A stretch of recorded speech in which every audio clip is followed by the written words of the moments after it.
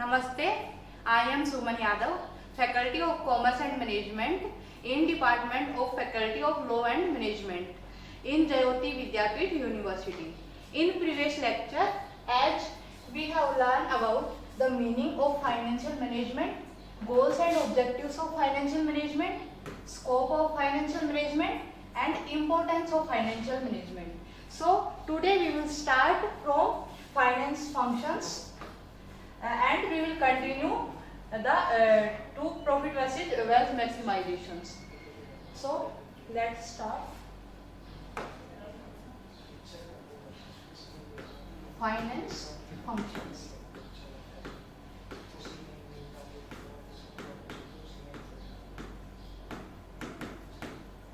या फिर finance decisions. Finance decisions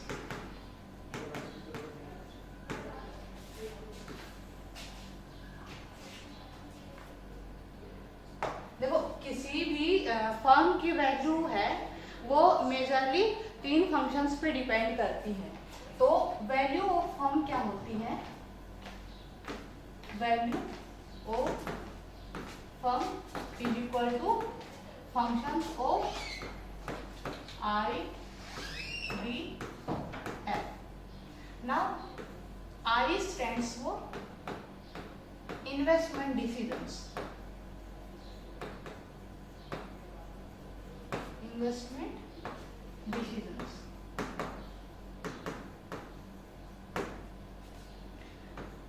D stands for dividend decisions.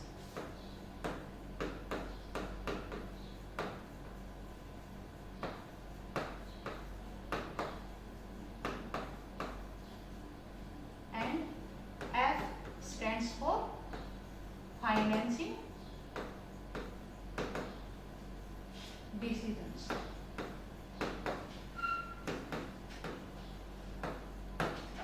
किसी भी फर्म में एक फाइनेंशियल मैनेजर को मेनली ये तीनों decisions, investment decision, dividend decision and financing decision, या फिर इसमें से कुछ डिसीजंस लेने पड़ते हैं. तो जो ये तीनों डिसीजंस हैं, investment decision, dividend decision, financing decisions, इनको फाइनेंस फंक्शंस भी कहते हैं या फिर फाइनेंस डिसीजंस भी कहते हैं. तो अब हम इनको एक एक को देखते हैं.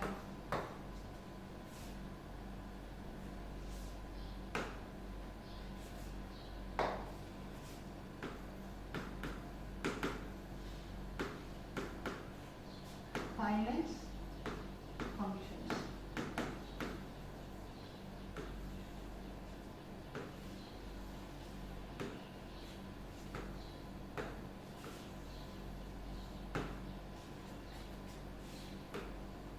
इन्वेस्टमेंट डिसीजन,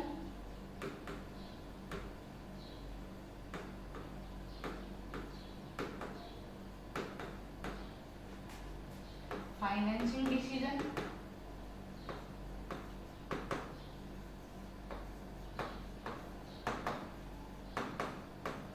एंड नेक्स्ट क्या था हमारा? Dividend decision.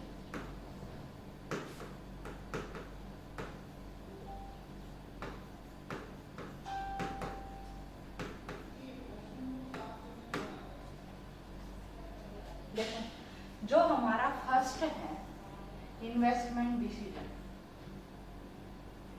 इसका मतलब क्या है कि जो एक फर्म है वो पैसे को कहाँ इन्वेस्ट करे. तो इसमें क्वेश्चन क्या होता है?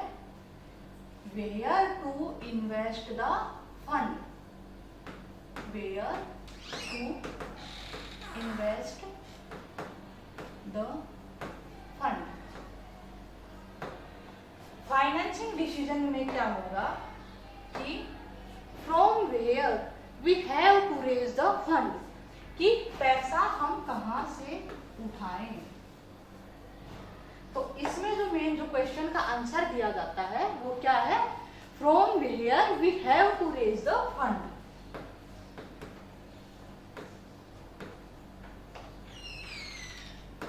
We have to raise the fund. हमारा है वो है डिविडेंड डिसीजन। इसमें क्या होता है कि जो हमारा PAT है, प्रॉफिट आफ्टर टैक्स, उसमें से शेयर होल्डर्स को कितना डिस्ट्रीब्यूट करे कि वो सेटिस्फाई रहे। तो इसमें क्या आएगा, जो हमारा मेन जो क्वेश्चन होता है तो उसका जो आंसर दिया जाता है वो क्या है कि how to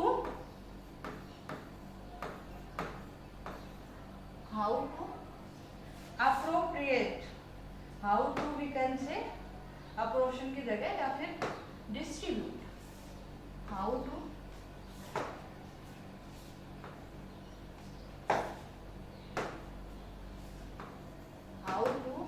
distribute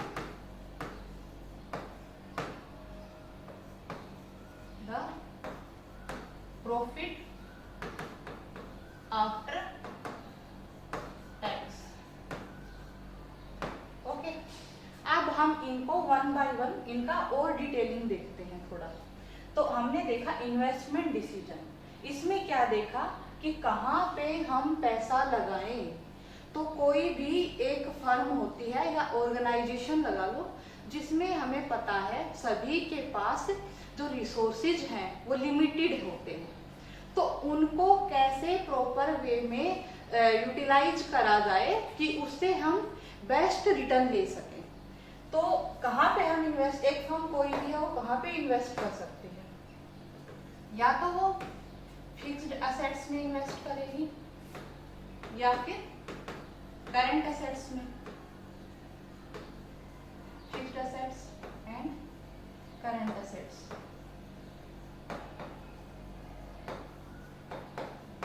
fixed assets क्या होते हैं? फिक्स्ड एसेट्स वो एसेट्स होते हैं जो एक फर्म को लॉन्ग टर्म के लिए बेनिफिट्स देते हैं, और इनके लिए जो डिसीजन लिया जाता है दैट इज इरिवर्सिबल, कि एक बार जो हमने डिसीजन ले लिया कि इस प्लांट में या फिर इस प्रोजेक्ट में हमने पैसा इन्वेस्ट करना है, उसको हम रिवर्स नहीं कर सकते इतना जल्दी। तो ये इरिवर्सिबल होते हैं जो फिक्स्ड एसेट के लिए जो डिसीजन लिए जाते हैं, ये लॉन्ग टर्म के लिए होता है। अब इसके लिए जो फिक्स्ड एसेट्स के लिए जो डिसीजन लिया जाता है कि कहाँ पे इन्वेस्ट करना है, उसको बोला जाता है capital budgeting decisions. Capital budgeting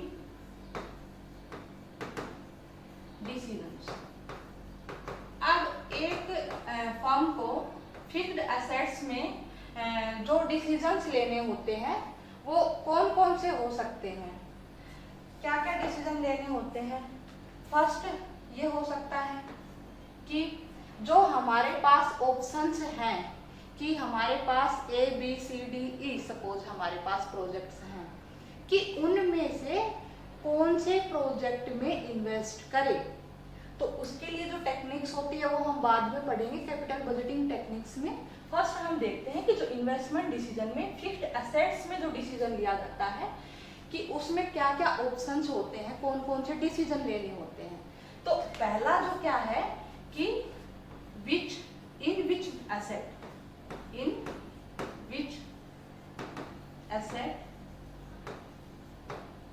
to invest, कि कौन सी एसेट में इन्वेस्ट करेंगे।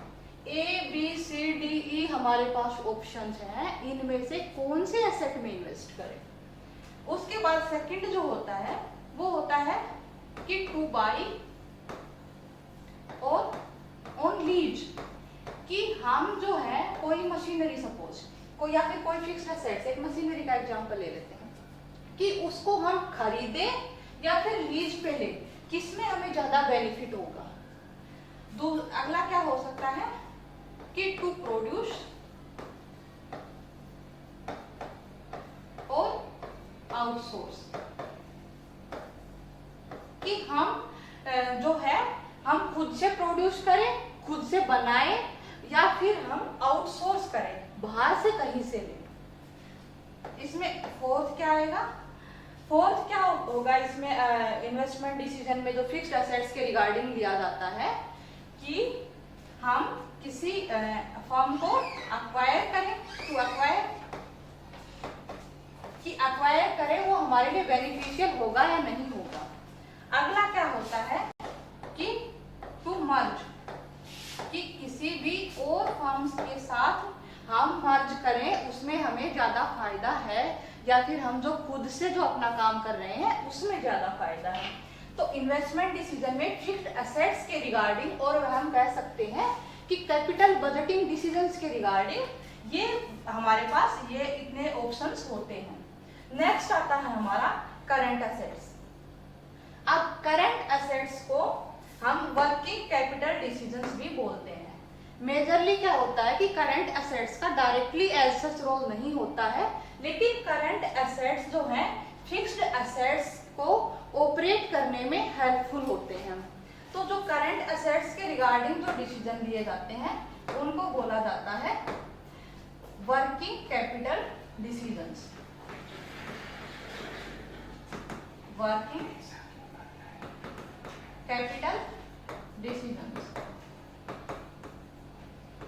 ये शॉर्ट टर्म के लिए होते हैं, करंट एसेट्स के रिगार्डिंग होते हैं। हमें पता है करंट एसेट्स शॉर्ट टर्म के लिए जो यूज होते हैं वो एसेट्स होते हैं, उनमें जो पैसा इन्वेस्ट करना है वो कितना करना है उसके रिगार्डिंग जो डिसीजन लिया जाता है that is working capital decision. इसके बाद आता है हमारा फाइनेंसिंग डिसीजन।